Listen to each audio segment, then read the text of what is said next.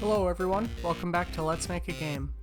This is episode 14 of Snackrificial Chamber, and today I added obstacles and particle effects. Obstacles will prevent the user from placing tracks on certain tiles and stop movement of cargo into that tile. And the particle effects just make the cargo sacrifice a little more exciting.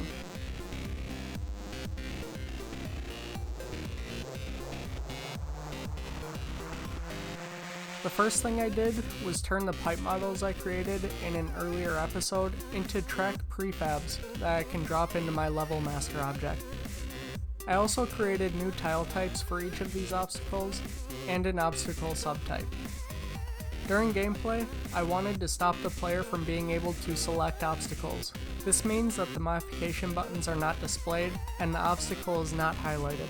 You can see here that I can click on the pipes, but I'm not able to place a track at that location or select the pipe.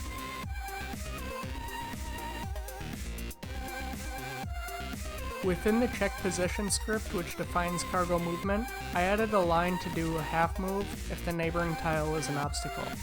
Cargo is not able to move into this tile, the line will be backed up, and the player will have to fix the track to continue. That's all I have for obstacles, but I also added a particle system for the ritual circles. These particles form a quick burst around a circle to look like some sort of magic was activated. To trigger this, I started by adding a reference to a particle system within the game tile class. If the reference was not null, it's activated each time cargo checks the track for its next direction. I also added a delay to the cargo getting destroyed by a ritual circle, so that it looks like it was destroyed by the magic. Now that's all I have for this episode. I created some obstacle tiles which prevent track placement and cargo movement, and I added particle effects to the ritual circles to make it look like cargo was sacrificed by magic. If you like this video, you can subscribe to my channel on the left, or if you want to see more, you can click the links on the right. If you have suggestions for what I should do next, you can reach out to me on Twitter. Thanks for watching!